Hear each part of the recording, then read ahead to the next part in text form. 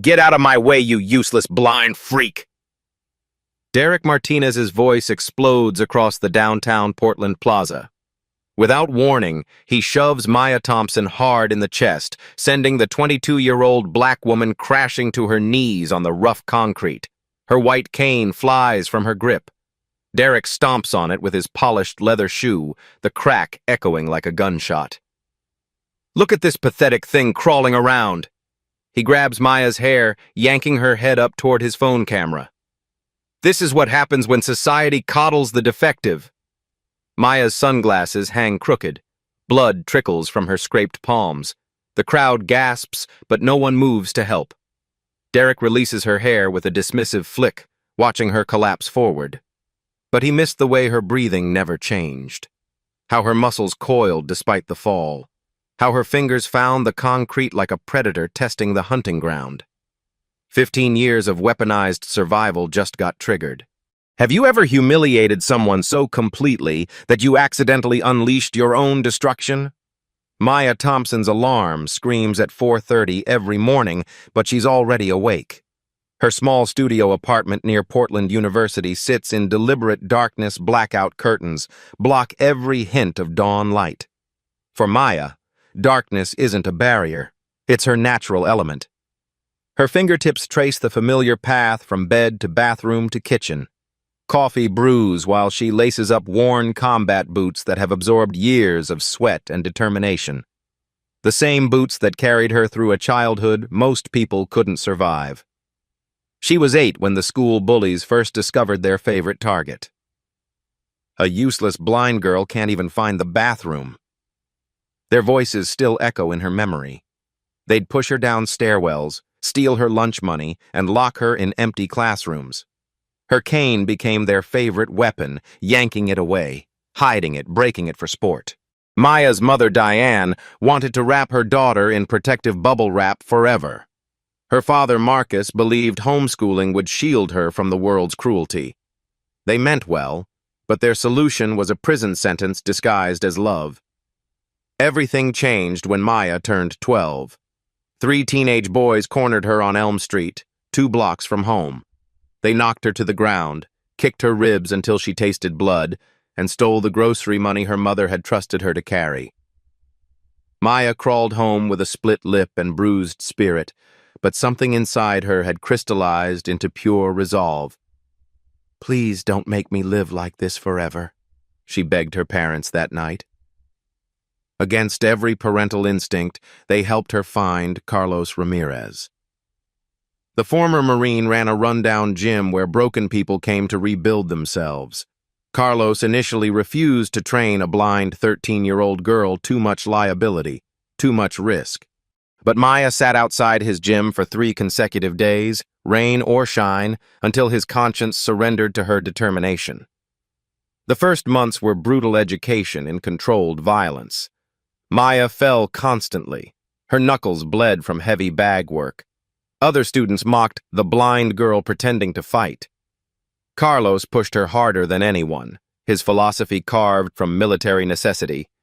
Your enemies won't go easy because you're disabled. Neither will I. While her former classmates attended birthday parties and school dances, Maya chose the gym. 5 a.m. training sessions before most people considered consciousness. Late-night sessions when everyone else had gone home. Her social life became a sacrifice on the altar of never being helpless again. Her parents fought constantly about whether this obsession was healthy. Diane worried her daughter was becoming too aggressive. Marcus feared she'd get seriously injured pursuing impossible dreams. Neither understood that Maya wasn't learning to fight. She was learning to survive. The breakthrough came at 16 when Tommy Rodriguez, an 18-year-old gym regular, decided to teach the blind girl her place. He outweighed Maya by 60 pounds and possessed the casual cruelty of someone who'd never faced real consequences.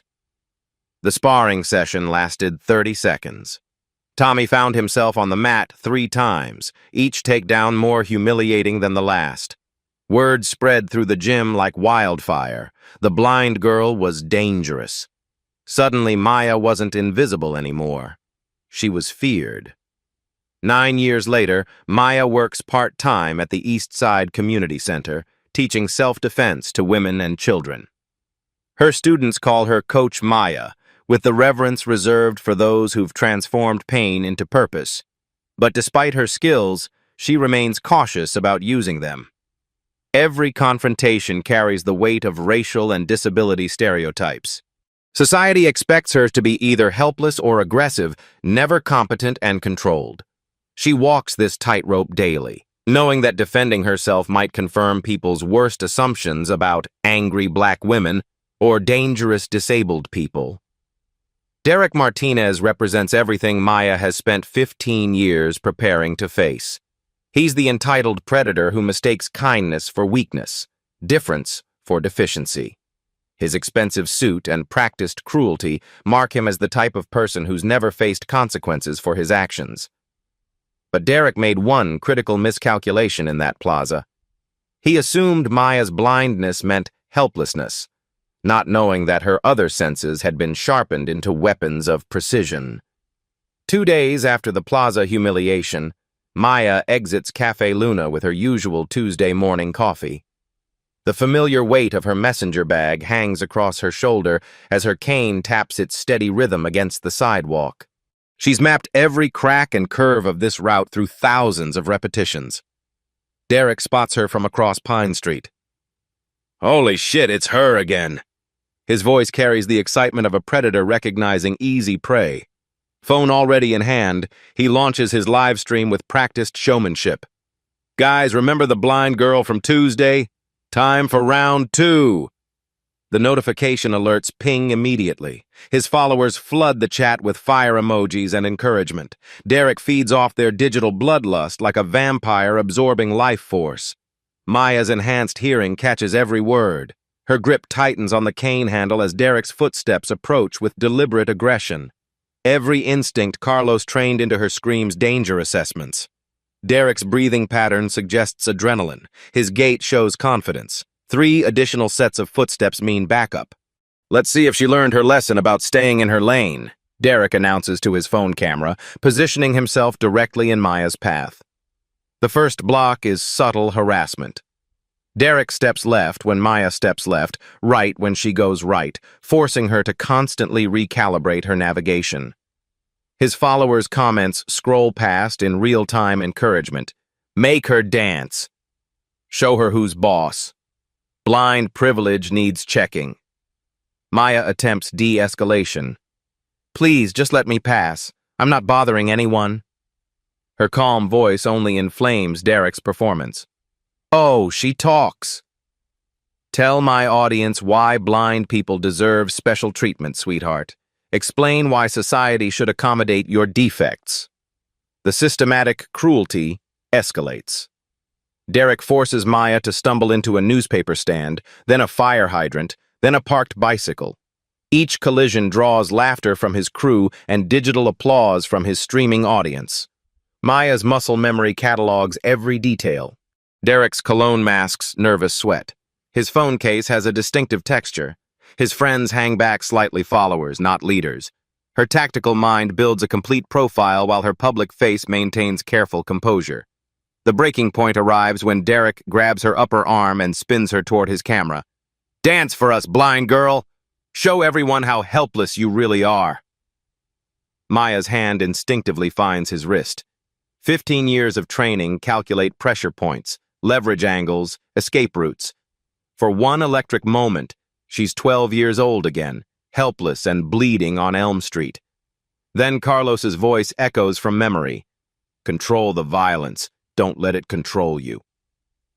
Maya pulls back and walks away, leaving Derek drunk on apparent victory.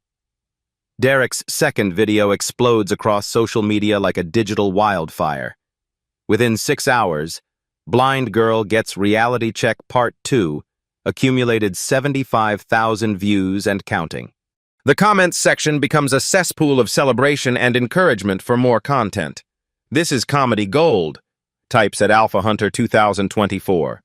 "Someone finally showing these entitled freaks their place." Derek basks in the algorithmic approval from his corner office at Morrison & Associates law firm. His mahogany desk overlooks downtown Portland while notifications cascade across his phone screen like slot machine jackpots. Each like, share, and comment feeds his growing conviction that he's performing essential public service. His girlfriend, Ashley Martinez, enters with lunch, her expression troubled. "Derek, honey, maybe you should ease up on this blind girl thing. It's getting kind of mean." Derek waves dismissively, not looking up from his engagement metrics. "Mean? I'm exposing society's fake virtue signaling, Ash. People need to see reality instead of politically correct bullshit. Someone has to tell the truth about how these people manipulate sympathy for special treatment." Ashley's discomfort deepens, but Derek's already planning his next move. His followers demand escalation, and Derek never disappoints his audience. Meanwhile, Maya's world begins crumbling with surgical precision. The harassment campaign spreads beyond Derek's direct actions into coordinated digital warfare. His followers reverse engineer Maya's identity from background details in the videos. Soon, they're flooding the Eastside Community Center's Google reviews with fabricated complaints about their dangerous and unstable instructor. "Maya Thompson attacked my daughter during a self-defense class," lies one review. "This woman is clearly violent and shouldn't be around children." "Blind instructor can't even see what she's teaching," posts another. "How is this place still operating?" Patricia Williams, the center's nervous director, calls Maya into her cramped office Tuesday morning. The older black woman wrings her hands while avoiding eye contact. A manila folder thick with printed complaints spread across her desk. "Maya, sweetie, I need you to take some temporary leave, just until this whole internet thing blows over." The betrayal hits Maya like a physical blow. "Patricia, you know those reviews are fake. You've seen my work with these kids for 3 years." "I know, baby, I know. But the board is worried about liability. Parents are asking questions. Maybe it's best if you step back for a while." Maya walks home in a fog of disbelief, her 15-year journey from victim to protector seemingly erased by digital mob justice. The systematic campaign intensifies daily. Derek's crew studies Maya's routine with military precision grocery store visits, gym sessions, bus stop schedules. They don't touch her directly, instead creating a psychological pressure cooker designed to break her spirit. At the supermarket, Derek's followers block the accessible checkout lanes while discussing loudly how blind people shouldn't shop alone. It's a safety hazard for everyone else. They move tactile pathway guides, relocate accessible parking signs, create obstacles specifically designed to humiliate Maya's navigation attempts. Sleep deprivation begins affecting everything. Maya's enhanced hearing, usually an asset, becomes a liability as she processes every whispered comment, every phone camera clicking, every cruel laugh. Her appetite disappears. Dark circles form under her sunglasses. Jessica Carter, her 12-year-old student, notices Maya's absence from Thursday's self-defense class. When the girl asks her mother why Coach Maya isn't teaching anymore, Mrs. Carter shows her Derek's viral videos. "Maybe it's better if you don't take those classes anymore, honey." That woman seems troubled. Another connection severed. Another life Derek's campaign has poisoned.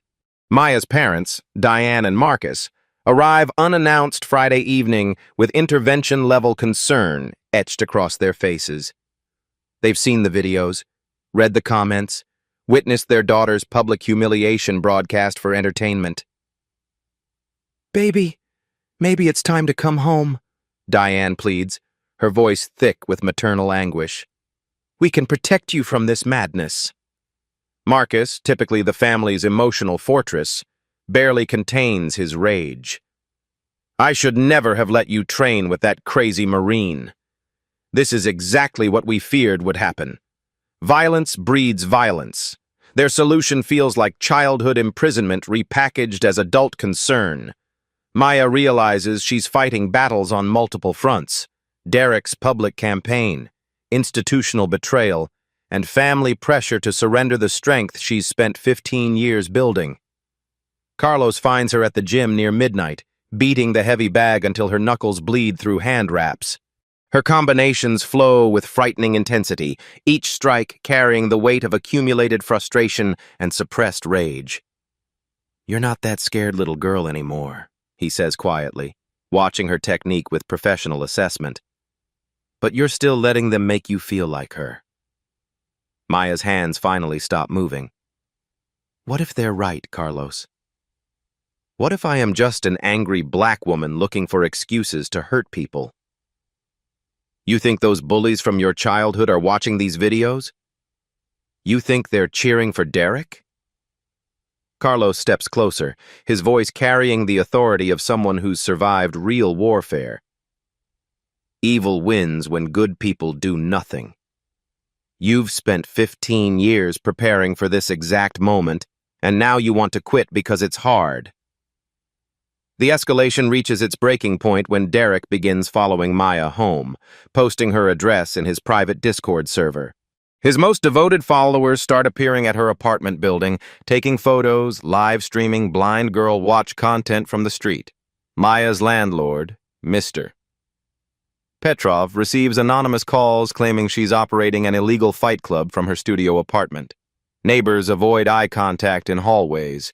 Children point and whisper when she passes. Derek, drunk on viral success and algorithmic validation, plans his final confrontation, a grand public humiliation designed to drive Maya permanently out of Portland while cementing his status as an internet celebrity.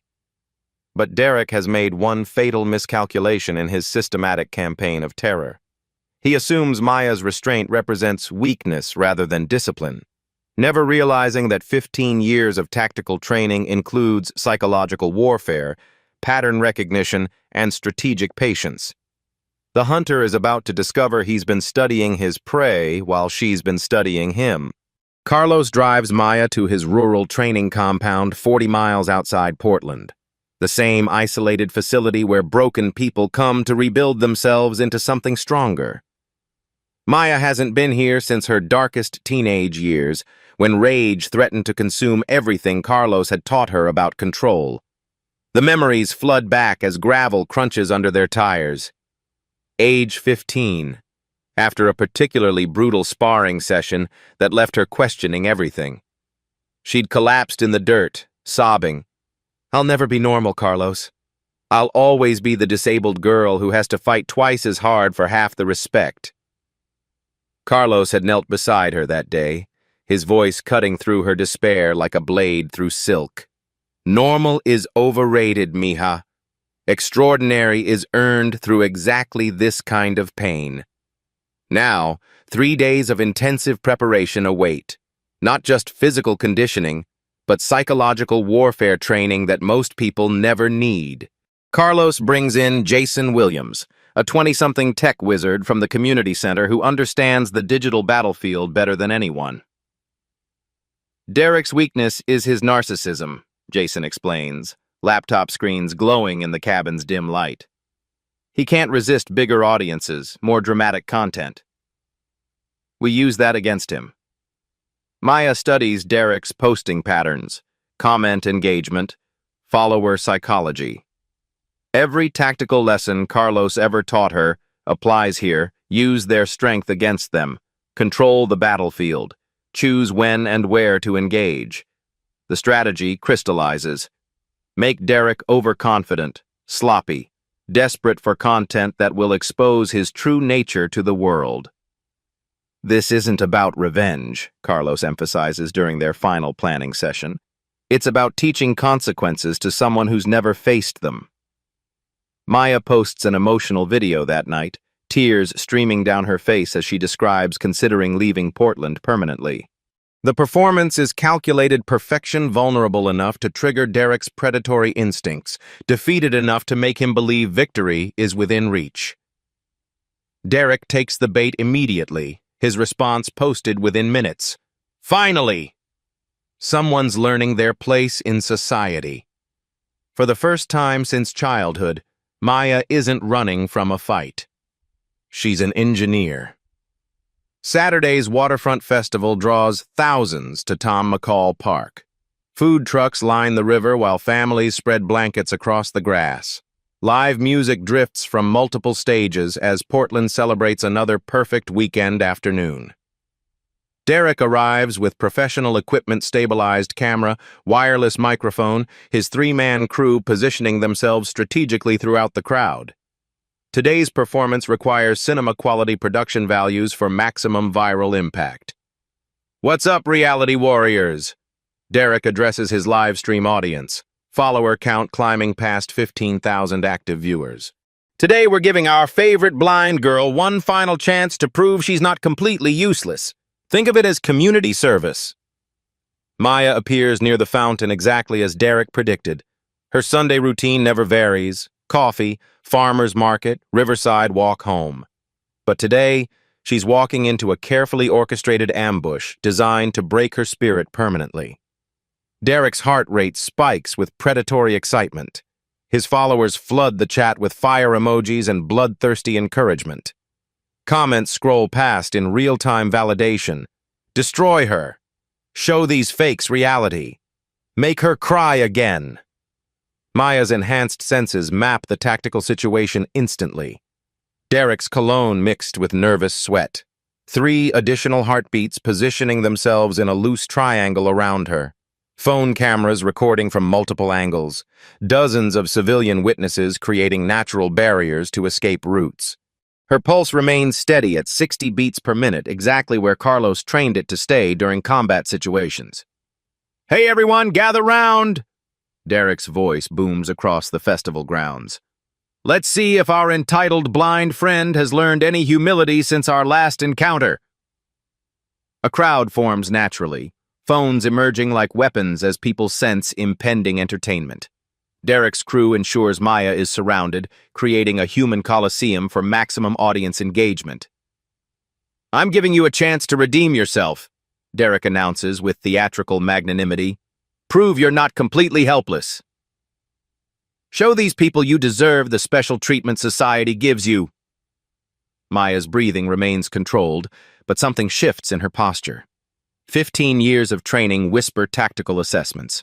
Derek's stance shows overconfidence. His friends hang back like followers, not leaders. His phone grip is loose and vulnerable. "I just want to go home," Maya says quietly, her voice carrying just enough tremor to feed Derek's ego. "See? This is what I'm talking about." Derek addresses his camera like a seasoned performer. "Always playing the victim, never taking responsibility for—" He shoves Maya hard in the chest, expecting her to crumble like every previous encounter. Instead, Maya absorbs the impact like water accepting a stone. Her feet stay planted. Her balance never wavers. Derek's momentum carries him slightly forward, off-center and vulnerable. "Is that your best?" Maya asks, her voice carrying 15 years of controlled violence. The crowd's energy shifts. People sense something fundamental has changed in the dynamic. Phone cameras focus with laser intensity as Derek's confident expression flickers into confusion. Derek lunges forward, throwing a wild haymaker fueled by embarrassment and rage. Maya slips inside his guard like smoke given form. Her hand finds his wrist with surgical precision, redirecting his energy and momentum into a physics lesson about leverage and consequence. Derek flips through the air, landing hard on concrete with a sound that silences the entire crowd. Rewatch, moment number 1. The reversal. Maya stands over Derek's sprawled form, perfectly balanced and not even breathing hard. Her stance radiates controlled power that makes everyone within 50 feet unconsciously step backward. This isn't the helpless victim from Derek's videos. This is a predator who's been hiding in plain sight. "You wanted to see if I was helpless," Maya says, her voice carrying across the silent crowd. "Now you know." Derek's 3 friends rush her simultaneously, their loyalty to their leader overriding tactical wisdom. This is where 15 years of training transforms into choreographed violence. The first attacker receives an elbow to his solar plexus that drops him gasping to his knees. Maya's movement flows like water into the second man's approach, her knee finding his thigh with precision that crumples his leg instantly. The third hesitates just long enough to watch his friends fall before backing away with hands raised in surrender. The entire sequence lasts 8 seconds. Maya never looks rushed, never appears angry, never loses control. Each movement flows from muscle memory built through years of pain and repetition. She's not fighting. She's demonstrating the difference between violence and precision. The crowd erupts in stunned amazement. Every phone camera captures the impossible transformation from victim to victor. People recognize they've witnessed something extraordinary, not random brutality, but justice delivered with surgical accuracy. Derek struggles to his feet, his expensive suit torn and dirty, his ego shattered alongside his nose. Blood streams down his face as he attempts to maintain his narrative. "She attacked me. You all saw it. I was just talking and she—" "You shoved her first, asshole!" shouts a witness. "We all saw you start it." "Someone call the cops." Derek screams desperately. "This crazy bitch assaulted me." But the crowd's sympathy has evaporated. Derek's own phone captured every moment of his aggression, his provocation, his humiliating defeat. The truth is documented from dozens of angles in high-definition clarity. Portland police arrive within minutes, expecting to arrest Maya for assault. Instead, they find a crime scene where the evidence overwhelmingly supports self-defense. Witness statements uniformly describe Derek as the aggressor, Maya as the reluctant defender. Detective Sarah Carter reviews Derek's own live-stream footage while Derek rants about conspiracy and setup. The video shows clear provocation, physical assault, and proportionate response. Case closed before it begins. Within 2 hours, Maya's reversal clips spread across every social media platform like digital wildfire. Maya knows her worth trends nationally as millions share the footage of someone finally standing up to Derek's brand of systematic cruelty. The original video accumulated 2 million views in 24 hours. Comment sections flip from Derek's usual supporters to people celebrating Maya's victory and sharing their own bullying survival stories. The narrative has shifted permanently. Derek limps home to discover his sponsors fleeing, his follower count plummeting, and his law firm requesting an emergency meeting about his concerning extracurricular activities. For the first time in his privileged life, Derek faces real consequences for his actions. But Maya's victory celebration will be short-lived, because Derek's humiliation is about to trigger a legal counterattack that threatens to destroy everything she's built. Derek Martinez sits in the chrome and glass conference room of Blackstone and Associates, Portland's most aggressive litigation firm. His face still bears purple bruises from Maya's precision strikes, but his real wounds run deeper. His social media empire lies in ruins. His legal career hangs by a thread, and his carefully constructed online persona has crumbled into digital ash. Attorney Rebecca Thornton studies the viral footage with predatory focus. Her reputation was built on impossible cases, turning victims into villains through narrative manipulation and legal technicalities. "This is actually perfect," Thornton declares, her smile sharp as surgical steel. "We flip the script completely. You become the victim of a premeditated assault by a trained fighter who deliberately concealed her abilities." Derek's eyes light with desperate hope. "You can make this work?" "Derek, you're an innocent citizen who tried to help a disabled person navigate safely." Her violent response was so disproportionate, it suggests premeditation. "The question isn't whether she attacked you. It's why a trained martial artist was pretending to be helpless." The legal strategy crystallizes with mathematical precision. Thornton files assault charges while simultaneously launching a civil suit for damages. The narrative reframes Maya's 15 years of training as evidence of calculated deception rather than admirable perseverance. Maya receives the court summons on a Tuesday morning that feels like the universe collapsing. The charges list aggravated assault with a deadly weapon, her own body classified as a lethal instrument due to her extensive training. Detective Carter arrives at Maya's apartment with genuine regret etched across her weathered features. "Maya, I'm sorry." The prosecutor believes Derek's team has enough evidence to proceed. They're arguing your martial arts background makes this different from typical self-defense. The irony cuts deeper than any physical wound.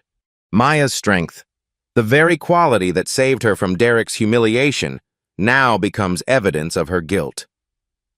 Thornton's media blitz begins immediately. Press conferences painting Derek as an innocent victim of reverse racism and disability fraud. Local news stations run segments questioning why someone who appears helpless needs extensive combat training. Ladies and gentlemen, Thornton addresses the cameras with practiced sincerity. My client approached Ms. Thompson with genuine concern for her safety. Her response was swift, calculated violence that could have killed him. We must ask ourselves, what kind of person trains for years in deadly combat while presenting themselves as vulnerable? Public opinion fractures along predictable lines. Derek's original supporters rally around their fallen hero, flooding social media with #StandWithDerek hashtags and conspiracy theories about Maya's professional victim status. Maya's family arrives for another intervention, their faces etched with familiar terror. Diane clutches her daughter's hands like anchors in a storm. Baby, maybe it's time to take the plea deal. Just apologize, do some community service, and this nightmare ends. Marcus's voice breaks with paternal anguish. I should have stopped Carlos from training you. Violence only breeds more violence. Now look at what's happened. Their solution feels like childhood imprisonment repackaged as adult protection. Maya realizes her family's love comes with conditions. They'll support her as long as she remains the helpless daughter who needs saving, not the capable woman who saves herself. The prosecution's case builds on Maya's perceived advantages. District Attorney Williams presents evidence that Maya's blindness, rather than limiting her abilities, actually enhanced her other senses into what he terms unfair combat advantages. Miss Thompson didn't just defend herself, she deployed 15 years of weapons training against an untrained civilian, Williams argues during a pre-trial hearing. Her response was calculated, excessive, and designed to cause maximum humiliation. Maya's court-appointed defender, overwhelmed public attorney James Rodriguez, suggests a plea bargain that would require anger management classes, a restraining order, and 6 months community service. We avoid the circus trial. You get your life back, he advises with weary pragmatism. But Carlos refuses to let Maya surrender. You think those bullies from your childhood would take a plea deal? You think Derek deserves mercy he never showed you? The systematic legal attack expands beyond criminal charges. Thornton subpoenas Maya's therapy records from childhood trauma counseling, her financial statements, her training logs with Carlos. Every aspect of her life becomes evidence in a character assassination designed to portray her as a dangerous fraud. Derek's rehabilitation tour begins with sympathetic podcast appearances and YouTube interviews. He positions himself as a free speech martyr attacked by woke culture for speaking uncomfortable truths about society's enabling of professional victims. I was trying to help her, Derek explains to the nodding hosts, his voice carrying a perfectly practiced vulnerability. When someone appears lost or confused in public, don't we have a moral obligation to offer assistance? Her response shocked me. I've never experienced such calculated aggression. Book deals emerge. Speaking engagements at men's rights conferences. Derek transforms his humiliation into a lucrative victim narrative that resonates with audiences who feel threatened by changing social dynamics. Maya's world continues crumbling with surgical precision. The community center permanently terminates her employment. Former students' parents demand refunds for classes. Her landlord receives anonymous complaints about dangerous individuals living in his building. Even her gym membership faces scrutiny. Other members petition management about allowing violent individuals access to training facilities. Carlos fights the discrimination, but Maya withdraws from the spaces that once provided sanctuary. The isolation becomes a weapon itself. Former allies distance themselves to avoid association with someone facing criminal charges. Social media mentions of Maya's name attract legal threats from Thornton's firm. The digital mob that once celebrated her victory now questions whether they supported the wrong person. Maya spends sleepless nights replaying every moment of the confrontation, wondering if she could have de-escalated differently. The second guessing corrodes her confidence like acid on steel. Maybe Derek was right. Maybe she is just an angry black woman looking for excuses to hurt people. The trial date approaches like an execution. Maya faces the possibility of prison time, permanent criminal record, and complete destruction of the life she's spent 15 years building. Derek's legal team has successfully reframed the victim as aggressor, self-defense as premeditated assault. But Derek has made one critical error in his legal warfare campaign. He assumes Maya's restraint in the plaza represented the full extent of her capabilities, never realizing that controlled violence requires more training than explosive rage. The hunter is about to discover that his prey has been holding back more than he could possibly imagine. The Multnomah County Courthouse feels like a gladiatorial arena as Maya enters for the trial that will determine her fate. Media trucks line the street while protesters clash on the courthouse steps. Justice for Derek signs wave alongside #Maya knows her worth banners in a visual representation of a society divided by competing narratives of victimhood and justice. Maya remembers every courtroom scene from her youth custody hearings about her best interests, school disciplinary meetings where adults decided her future while she sat silent and powerless. Today feels like the culmination of every moment she's been judged, dismissed, or underestimated. Derek arrives in a wheelchair, his injuries dramatically amplified for maximum sympathy. His neck brace seems professionally fitted for courtroom theater. Thornton has coached him into the perfect image of an innocent victim destroyed by unprovoked violence. Judge Patricia Hoffman calls the packed courtroom to order. Cameras aren't allowed inside, but sketch artists capture every moment for evening news coverage. The jury 8 women, 4 men, representing Portland's diverse demographic studies, both defendant and plaintiff, with expressions that reveal nothing. Derek's testimony unfolds like an Oscar-worthy performance. His voice breaks with practiced vulnerability as he describes his genuine concern for Maya's safety in the busy plaza. "I saw her struggling to navigate the crowd," Derek explains, dabbing his eyes with tissue. "As a decent human being, I felt obligated to offer assistance. I never imagined such kindness would trigger such violent rage." Thornton guides him through the narrative with surgical precision. Derek becomes the Good Samaritan punished for caring, the innocent victim of reverse discrimination and weaponized disability status.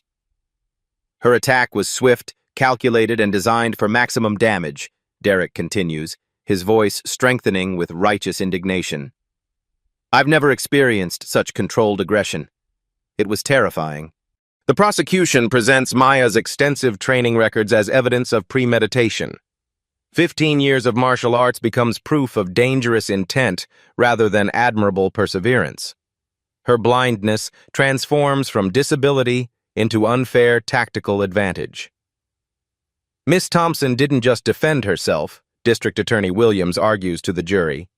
She deployed years of weapons training against an untrained civilian who was trying to help her. Her response was excessive, calculated, and completely disproportionate to any perceived threat.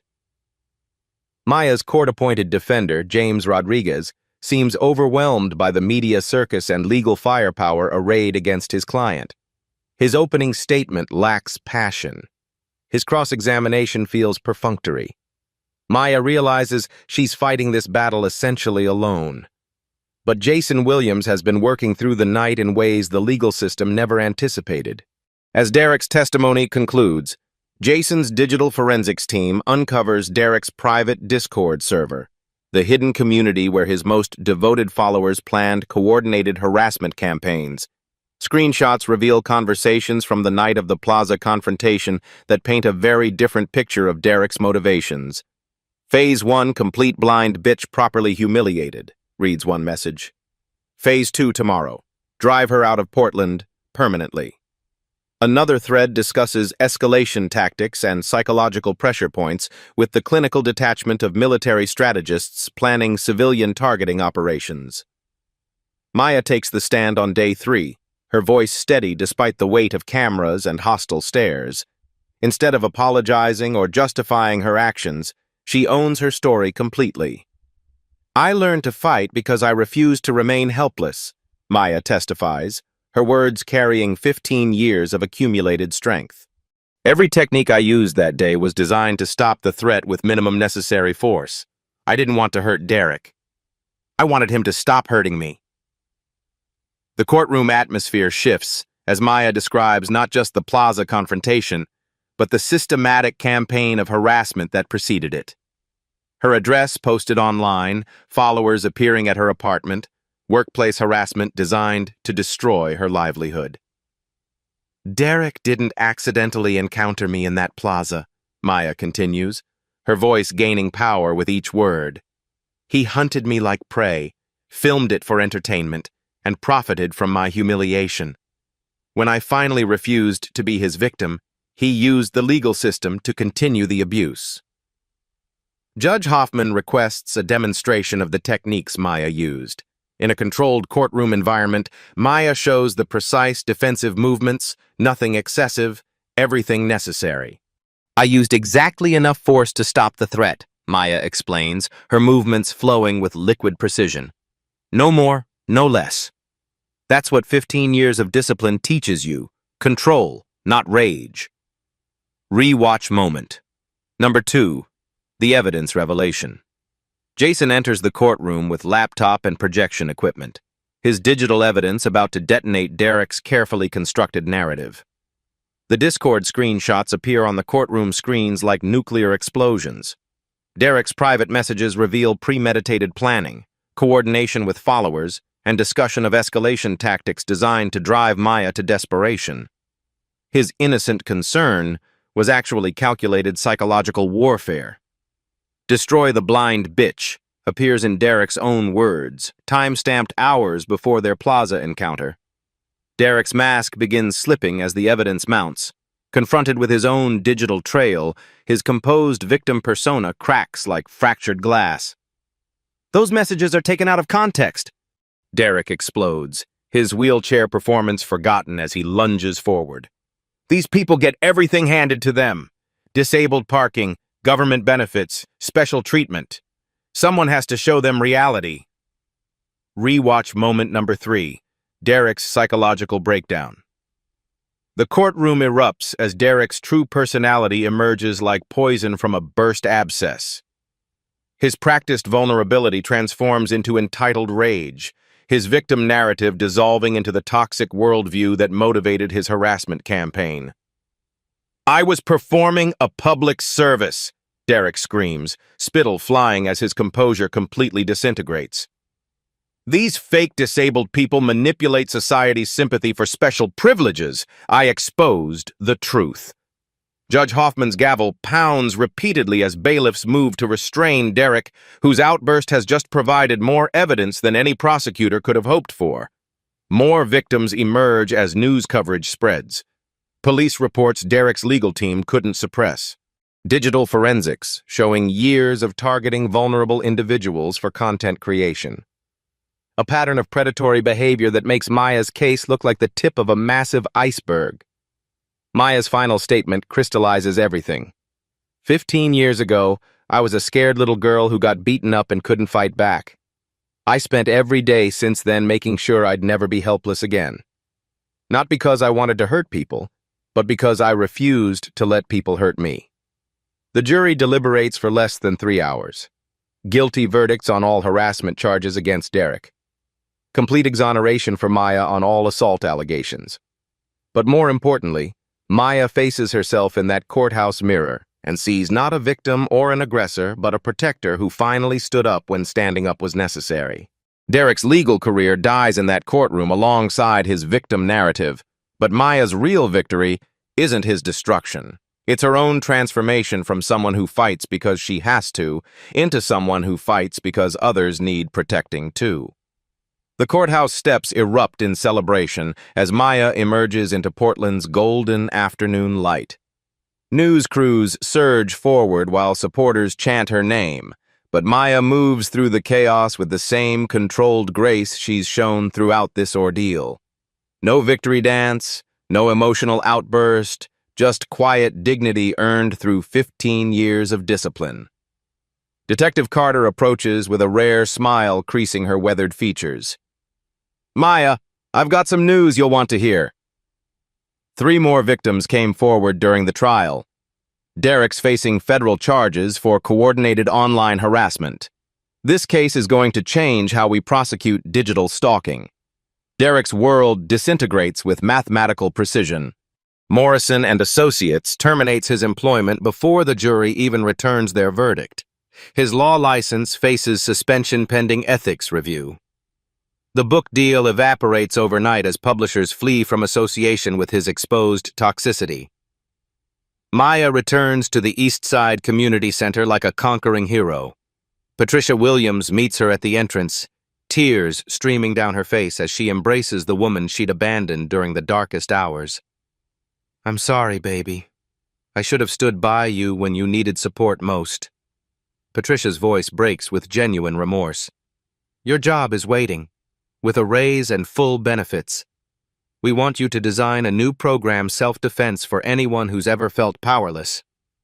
The waiting room overflows with students old and new. Jessica Carter rushes forward, her mother close behind with apologetic eyes. Coach Maya! I never stopped practicing the moves you taught me. Mom says I can come back to classes. Parents who previously pulled their children from Maya's programs now beg for enrollment. Her waiting list grows to over 200 names as word spreads about the instructor who doesn't just teach fighting techniques, but transforms victims into survivors. Carlos arrives with news that brings tears to Maya's eyes. The gym's been flooded with calls, minutes. Veterans, abuse survivors, disabled folks. Everyone wants to train where Maya Thompson learned to stand up. We're opening 3 new locations just to handle demand. Maya's family reconciliation feels like emotional surgery healing old wounds. Her parents arrive with flowers and shame-faced apologies that carry the weight of years of misunderstanding. We thought we were protecting you by keeping you weak, Diane confesses, her voice thick with regret. You protected yourself by getting strong. I'm sorry it took us so long to understand. Marcus, the family's former skeptic, watches Maya work with students and finally comprehends what his daughter built from childhood trauma. Carlos didn't just teach you to fight, he taught you to heal. I see that now. The movement spreads beyond Portland's borders like wildfire through dry timber. # Defend Yourself hashtags trend nationally as Maya's story inspires similar programs in dozens of cities. Self-defense instructors across the country report unprecedented enrollment from disabled individuals who finally see representation in strength rather than helplessness. Derek's complete downfall unfolds with poetic justice. His expensive downtown apartment gets foreclosed when legal fees consume his savings. Former friends abandon him as his toxic worldview becomes public knowledge. Ashley leaves him with a scathing departure letter. I fell in love with someone I thought was confident. I discovered I was dating a predator. Maya's first interview since the trial airs on local television, her message spreading far beyond Portland's boundaries. I didn't learn to fight because I loved violence. I learned to fight because I loved myself too much to stay a victim. That's a choice available to everyone. The community center's new wing bears Maya's name on a bronze plaque that reads, Maya Thompson, Self-Defense Center, where strength meets compassion. The dedication ceremony draws hundreds of supporters, survivors, and advocates who recognize they're witnessing the birth of something transformative. Derek makes one final, desperate attempt at relevance through a victim-blaming podcast appearance that backfires spectacularly. His bitter complaints about reverse discrimination and fake disabled people only cement his reputation as a cautionary tale about entitled cruelty facing long overdue consequences. Maya's speaking engagement at the Portland Police Academy represents the full circle of her journey. Officers who once expected to arrest her for assault now request training on recognizing legitimate self-defense versus excessive force. The difference between a victim and a survivor, Maya tells the packed auditorium, isn't what happens to you, it's what you choose to do with what happens to you. I chose to transform pain into power, fear into preparation, isolation into inspiration. As Maya walks home through the same plaza where Derek first humiliated her, she passes the exact spot where her public nightmare began. Children play nearby while their parents watch with protective eyes that now include respect rather than pity. The scared 12-year-old who got beaten on Elm Street has become the woman who ensures other children never have to crawl home helpless and bleeding. Derek's voice still echoes from that day. Stay down where you belong. Maya's response reverberates through every life she's touched since. I belong wherever I choose to stand. 1 year after the trial that changed everything, Maya Thompson stands before a packed auditorium at Portland State University. The audience spans generations and backgrounds, young women clutching notebooks, elderly abuse survivors with tears in their eyes, parents seeking hope for their children's futures. Her autobiography, From Helpless to Fearless, A Fighter's Journey, sits atop bestseller lists, while documentary crews capture her expanding influence. The Maya Thompson Self-Defense Centers have trained over 1,000 people across 6 locations. What started as personal survival has evolved into a movement that's reshaping how society views strength, vulnerability, and the power of refusing to remain powerless. Transformation doesn't happen overnight, Maya tells the rapt audience, her voice carrying the authority of someone who's walked through fire and emerged stronger. It took me 15 years to go from helpless child to empowered protector. But every day you choose growth over fear. Every moment you refuse to accept powerlessness, you're building the person you're meant to become. The ripple effects extend far beyond martial arts training. Maya's case established legal precedent for prosecuting coordinated online harassment campaigns. District attorneys across the country cite the Thompson standard when pursuing digital stalking cases, ensuring other Derek Martinez types face real consequences for virtual cruelty. Carlos beams with pride from the front row, his gym empire now spanning 3 states. Their training methodology, combining physical techniques with psychological empowerment, has become the gold standard for trauma-informed martial arts instruction. Military veterans, domestic violence survivors, and disabled individuals flock to programs that treat strength as healing rather than aggression. Maya's family sits in the audience's center, their transformation as remarkable as her own. Diane now volunteers at the community center, teaching parents how to support children's strength building rather than restricting it. Marcus helps design accessible training equipment for disabled students, channeling his protective instincts into empowerment rather than limitation. Derek Martinez's current circumstances provide stark contrast to Maya's ascending influence. Working third shift at a warehouse outside Salem, he lives in a studio apartment paid for by his elderly parents. His attempts at social media comebacks fail miserably, as his reputation precedes him everywhere. He's become a forgotten relic of his own making while Maya's star continues rising. Similar confrontations across the country now yield different outcomes. Bullies hesitate before targeting vulnerable individuals, knowing the Maya Thompson case proved that appearances can be devastatingly deceiving. A cultural shift toward accountability has emerged, with bystanders more likely to intervene and victims more encouraged to fight back appropriately. The documentary Blind Spot: The Maya Thompson Story wins multiple film festival awards, its message resonating globally. International self-defense programs request Maya's consultation as her methodology spreads across continents. She's become the face of empowerment through preparation rather than vengeance through violence. Maya's current students include Jessica Carter, now 15 and helping teach younger children. The girl who once cowered from bullies now radiates quiet confidence that comes from knowing she can protect herself and others. Coach Maya saved my life without throwing a single punch at my bullies, Jessica tells documentary cameras. She taught me that strength isn't about hurting people. It's about refusing to be hurt. The community center's waiting list stretches to over 500 names. Maya's program has become so respected that police departments send female officers for training, domestic violence shelters require staff certification, and universities integrate her curriculum into campus safety programs. Maya's final message to the Portland State audience encapsulates everything she's learned. Skills without wisdom create dangerous people. Wisdom without skills creates vulnerable people. But when you combine both, when you transform pain into power through discipline and compassion, you become unstoppable. The applause thunders through the auditorium as Maya concludes her presentation, but her real victory isn't the standing ovation or book sales or media attention. It's the emails from students who faced their bullies, the parents whose children walked taller, the survivors who found strength they never knew they possessed. Share Maya's story with someone who needs to hear it. The narrator's voice returns for the final time. Tag a friend who's ever felt powerless. Comment below with your own journey from victim to victor.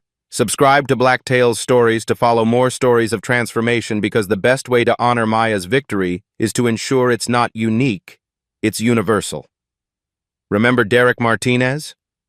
He's still out there somewhere, probably looking for his next victim. But thanks to Maya Thompson, he'll find a lot fewer helpless targets and a lot more people ready to stand their ground. Because in the end, Maya didn't just defend herself that day in the plaza. She defended everyone who's ever been told to stay down, stay quiet, stay powerless. And that's a fight worth sharing. Number Maya knows her worth. Number defend yourself. Number from helpless to fearless.